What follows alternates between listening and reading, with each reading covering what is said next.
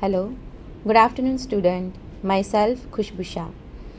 Last લેક્ચરમાં આપણે November December 2012 engineering મિકેનિક્સનું પેપર સોલ્વ કરેલું. આજના લેક્ચરમાં આપણે જૂન જુલાઈ 2012 એન્જિનિયરિંગ મિકેનિક્સનું પેપર સ્ટાર્ટ કરીએ. ઓકે, તો let's start question number 1 of paper June July 2012. Question 1A. 1. State and explain parallelogram law of forces.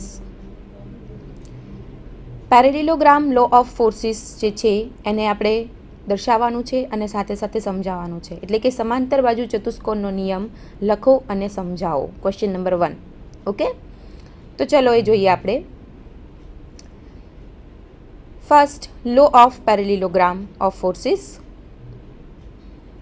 If two forces acting at a point be represented in magnitude and direction by the two adjacent sides of a parallelogram, their resultant may be represented in magnitude and direction by the diagonal of the parallelogram, which passes through their point of intersection. Okay?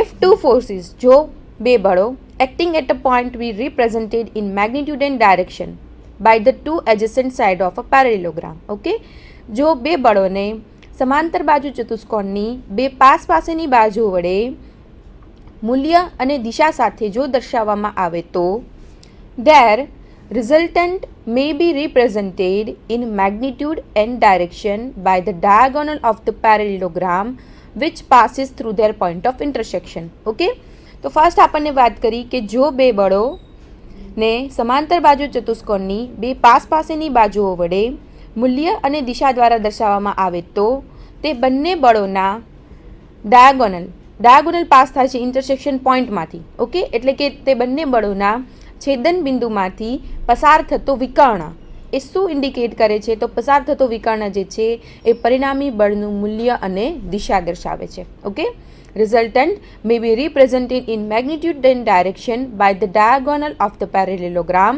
which passes through their point of intersection. Means કે જે બે forces છે કે જેને આપણે સમાંતર બાજુ ચતુષ્કોણની બે પાસેની બાજુ વડે દર્શાવેલા છે એ બંને બળોના ઇન્ટરસેક્શન પોઈન્ટમાંથી જે ડાયાગોનલ પાસ થાય છે એ ડાયાગોનલ જે છે એ શું ઇન્ડિકેટ કરે છે? રિઝલ્ટન્ટ ફોર્સ આર જે છે એનું મેગ્નિટ્યુડ એન્ડ ડાયરેક્શન ઇન્ડિકેટ કરે છે. ઓકે, તો હવે આપણે જે રિઝલ્ટન્ટ ફોર્સ જે આર છે જેનું ઇક્વેશન આપણે આગળ ચેપ્ટરમાં જોઈ ગયા છે. Resultant force R is equal to √p² + q² + 2pq cos θ. Okay, તો ચલો આપણે એ જે ઇક્વેશન છે એને આપણે મેથેમેટિકલી કેવી રીતે પ્રૂવ કરેલું છે એ જોઈએ. ઓકે, ફર્સ્ટ આપણે લો જોયો. તમે ફિગરમાં જોઈ શકો છો કે પેરેલિલોગ્રામ જે છે OABC એ પેરેલિલોગ્રામની બે સાઈડ આપણે લઈએ કે બે બળોને જો પેરેલિલોગ્રામની બે એડજસન્ટ સાઈડથી જો દર્શાવવામાં આવે તો, એટલે કે પાસેની બાજુ વડે દર્શાવવામાં આવે તો ચલો એ જોઈએ આપણે OA અને OB. ઓકે, OA ને નામ આપીએ આપણે P ફોર્સ અને OB ને નામ આપીએ આપણે Q ફોર્સ. તો ચલો પેરેલિલોગ્રામ કમ્પ્લીટ કરીએ તો OACB ક્લિયર.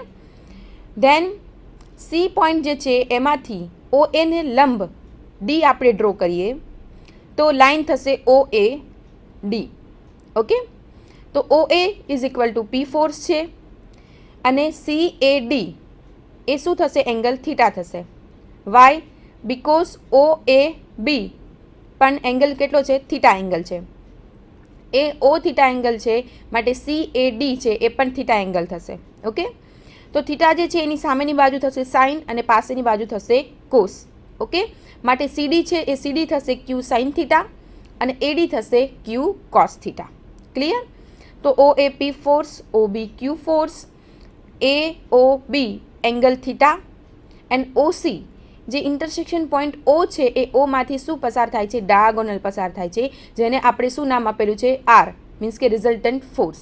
ઓકે, તો જે બે બળો છે P અને Q એ બે બળોને આપણે શેના વડે ઇન્ડિકેટ કરેલા છે? તો કે સમાંતર બાજુ ચતુષ્કોણની બે પાસેની બાજુ વડે જો બંને ફોર્સને દર્શાવીએ તો તે બંને બળોના ઇન્ટરસેક્શન પોઈન્ટ એટલે કે P અને Qનું ઇન્ટરસેક્શન પોઈન્ટ છે O એ ઓમાંથી પસાર થતો ડાયાગોનલ એટલે કે વિકર્ણ એ શું બતાવે છે? પરિણામી બળનું મૂલ્ય અને દિશા. એટલે કે ઓસી જે છે એ રિઝલ્ટન્ટ ફોર્સ આરનું મેગ્નિટ્યુડ એન્ડ ડાયરેક્શન ઇન્ડિકેટ કરે છે. ક્લિયર? સીડી થશે ક્યુ સાઇન થીટા અને એડી થશે Q cos theta. Resultant force R is equal to under root P square plus Q square plus 2pq cos theta and tan alpha. Okay, ચલો alpha ફિગરમાં જોઈએ આપણે.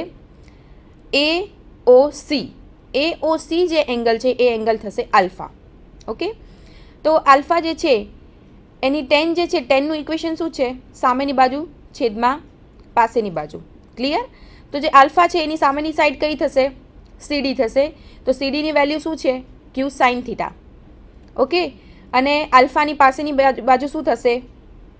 Audi. ઓડીની total value શું થશે? ઓએ છે પી અને એડી છે ક્યુ કોસ થીટા. તો બંનેનો પ્લસ કરીએ, ઓએ પ્લસ એડી, તો ટોટલ થશે P plus Q cos theta. Okay, તો ટેન આલ્ફાનું જે ઇક્વેશન છે મેં તમને સમજાવ્યું કે આલ્ફાની સામેની side CD upon OD. Clear? અને OD is equal to OA plus AD. Clear? So tan alpha is equal to Q sine theta upon P plus Q cos theta, where R is equal to resultant force, theta is equal to angle between P and Q, and alpha is equal to angle between P and R. Clear? Theta is equal to angle between P and Q, two forces, and alpha is equal to angle between force P and resultant force R. એ બંને વચ્ચેનો જે angle છે એ થશે alpha. Okay,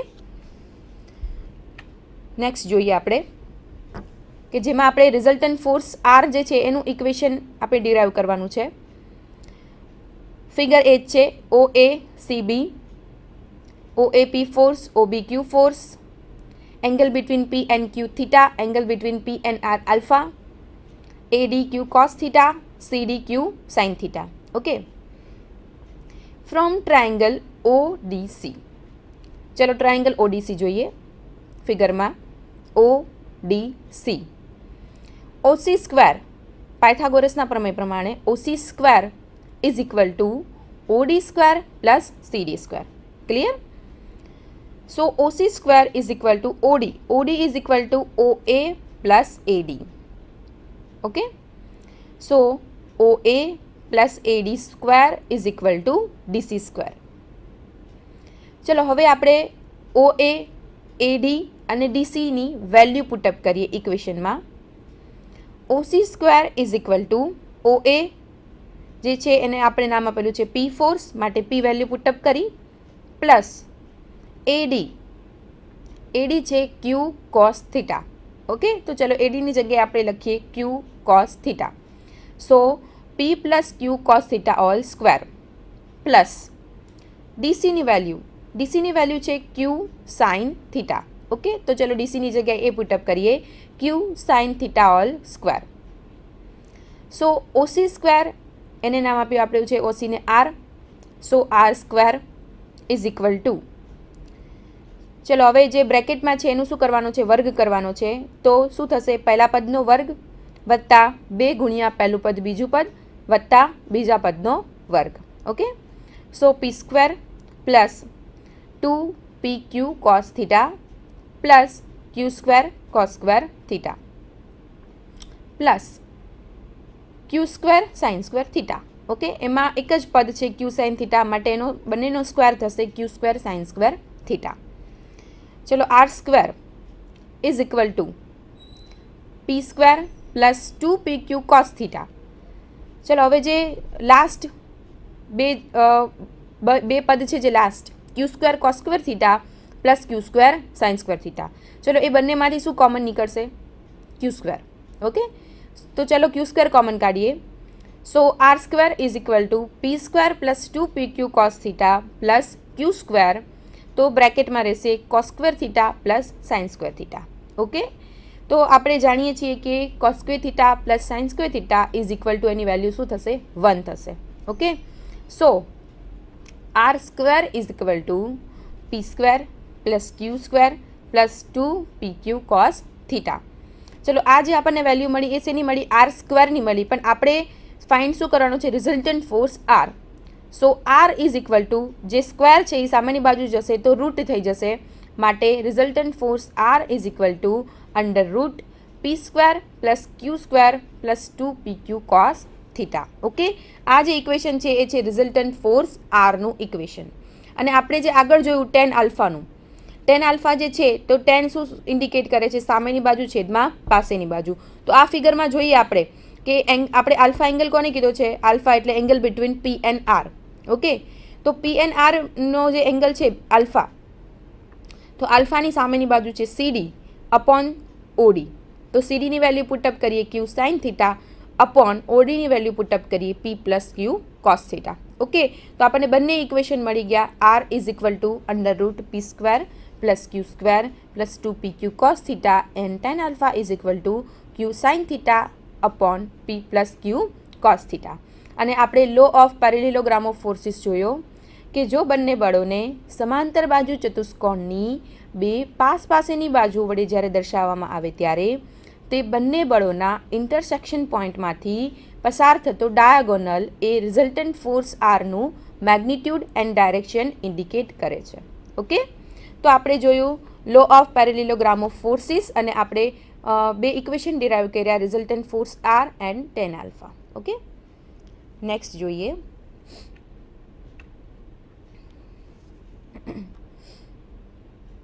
question 1A2. Find magnitude and direction of the resultant for the force system shown in figure. અહીંયા આપણને એક force system આપેલી છે કે જેમાં 5 નંબર ઓફ ફોર્સિસ છે અને દરેક ફોર્સ જે છે એ એકબીજા સાથે પર્ટિક્યુલર એંગલે બતાવેલા છે. ઓકે, તો ચલો આપણે ફર્સ્ટ 0 ડિગ્રીથી ઈસ્ટથી ચાલુ કરીએ. તો ફર્સ્ટ ફોર્સ છે 80 ન્યૂટન. 80 ન્યૂટનથી 70 ડિગ્રીએ છે 120 ન્યૂટન ફોર્સ. 120 ન્યૂટનથી θ1 એંગલે, ઓકે, અહીંયા એંગલ આપેલો નથી, તો 120 ન્યૂટનથી થીટા એંગલે છે ફોર્સ 100 ન્યૂટન. 100 ન્યૂટનથી 90 ડિગ્રીએ ફોર્સ છે 50 ન્યૂટન એન્ડ 50 ન્યૂટનથી 45 ડિગ્રીના એંગલે ફોર્સ છે 70 ન્યૂટન. અને angle between 80 newton and 70 newton is equal two 90 degree. Okay, તો સ્ટુડન્ટ અહીંયા આપણને 5 ફોર્સ આપેલા છે, પણ 5 ફોર્સ આપેલા છે પણ આપણને એંગલ કેટલા આપેલા છે? 4 જ એંગલ આપેલા છે. ઓકે, તો એક જે એંગલ છે એ અનનોન છે θ1. તો આપણે આ ફોર્સ સિસ્ટમનું રિઝલ્ટન્ટ ફોર્સનું મેગ્નિટ્યુડ એન્ડ ડાયરેક્શન ફાઇન્ડ કરવા માટે આપણને 5 ફોર્સની સાથે 5 એંગલ જે છે એ જરૂરી છે આપણી માટે. ઓકે, સોલ્વ કરવા માટે આ ફોર્સ સિસ્ટમને. તો ફર્સ્ટ આપણે શું કરવું પડશે? θ1 ફાઇન્ડ કરવો પડશે. ઓકે, તો ચલો ફર્સ્ટ આપણે ફાઇન્ડ કરીએ θ1. તો જે સર્કલ છે એ સર્કલ જે છે એનું ટોટલ કેટલું થાય છે? સરવાળો 360 ડિગ્રી. ઓકે, તો 360 ડિગ્રી જે છે એમાંથી આપણે જે 4 ફોર્સિસ છે એ બિટવીન જે એંગલ છે એનો પ્લસ માઇનસ કરશું તો આપણને એંગલ કયો મળશે? θ1. ઓકે, તો ચલો એ કરીએ. θ1 is equal to 360 degree minus જે આપણને 4 ફોર્સ આપેલા છે એની વચ્ચેના જે એંગલ છે એ દરેક એંગલનો પ્લસ કરીને આપણે એનો ટોટલ સરવાળો છે એ 360 ડિગ્રીમાંથી માઇનસ કરીએ છીએ. Okay, so θ1 is equal to 360 degree minus બ્રેકેટમાં 70 degree plus 90 degree plus 45 degree plus 90 degree. Okay, તો θ1 આન્સર મળે છે આપણને 65 degree. Okay, then resultant force આરનું ઇક્વેશન છે આ ફોર્સ સિસ્ટમ માટે અંડર રૂટ સિગ્મા એચનો સ્ક્વેર પ્લસ સિગ્મા વીનો સ્ક્વેર.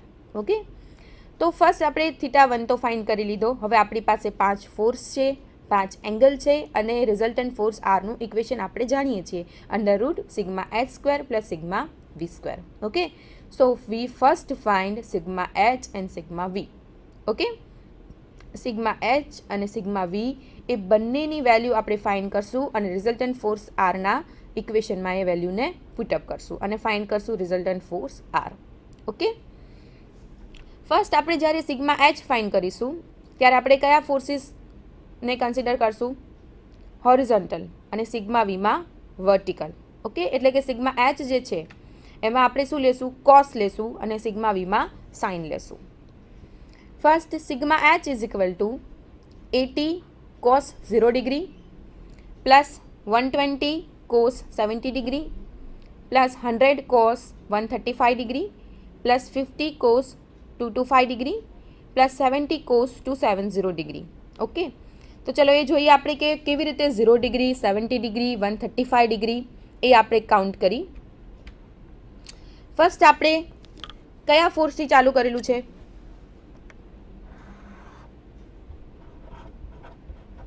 ફર્સ્ટ આપણે લેશું 80 ન્યૂટનનો ફોર્સ. 80 ન્યૂટનનો ફોર્સ છે, ત્યાંથી બીજો ફોર્સ કયો છે? 120 ન્યૂટન. એ બંને વચ્ચેનો એંગલ કેટલો છે? 70 ડિગ્રી છે. ઓકે, પછી થર્ડ ફોર્સ જે છે 100 ન્યૂટન. એનો એંગલ કેટલો છે? આ બંને વચ્ચેનો એંગલ કેટલો હતો? θ1. ક્લિયર? કે જે આપણે ફાઇન્ડ કર્યું કેટલો? 65 ડિગ્રી. તો આ એંગલ કેટલો થશે? 65 ડિગ્રી. ક્લિયર? પછીનો જે એંગલ છે, પછીનો જે ફોર્સ છે એ છે 50 ન્યૂટન. એ બંને વચ્ચેનો એંગલ છે 90 ડિગ્રી. અહીંયા જે ફોર્સ છે એ ફોર્સ છે 70 newton. Angle between 50 newton and 70 newton is equal two 45 degree અને આ એંગલ છે 90 ડિગ્રી. ક્લિયર? તો ફર્સ્ટ એંગલ છે 70, second 65, third 90, fourth 45 and fifth 90 degree. તો ફર્સ્ટ આપણે અહીંયા આવશે 0 ડિગ્રી. ક્લિયર? ઈસ્ટ. તો આપણે ફર્સ્ટ ઈસ્ટથી કાઉન્ટ કરશું ફોર્સ. તો પહેલો ફોર્સ કયો લઈશું આપણે? 80 ન્યૂટન. તો અહીંયા ડિગ્રી કેટલી થશે? 0 ડિગ્રી. ક્લિયર? તો ફર્સ્ટ આપણે શું કાઉન્ટ કર્યું અહીંયા? 80 કોસ 0 સિગ્મા એચ બરાબર. ક્લિયર? સેકન્ડ ફોર્સ છે 120 ન્યૂટન. ક્લિયર? તો 120 ન્યૂટનમાં 120 અને 0 ડિગ્રીથી આપણે આ ફોર્સ સુધીનો શું કરવાનો છે? એંગલ કાઉન્ટ કરવાનો છે. ઓકે, તો 0 ડિગ્રીથી આ ફોર્સ સુધીનો એંગલ કેટલો છે? 70.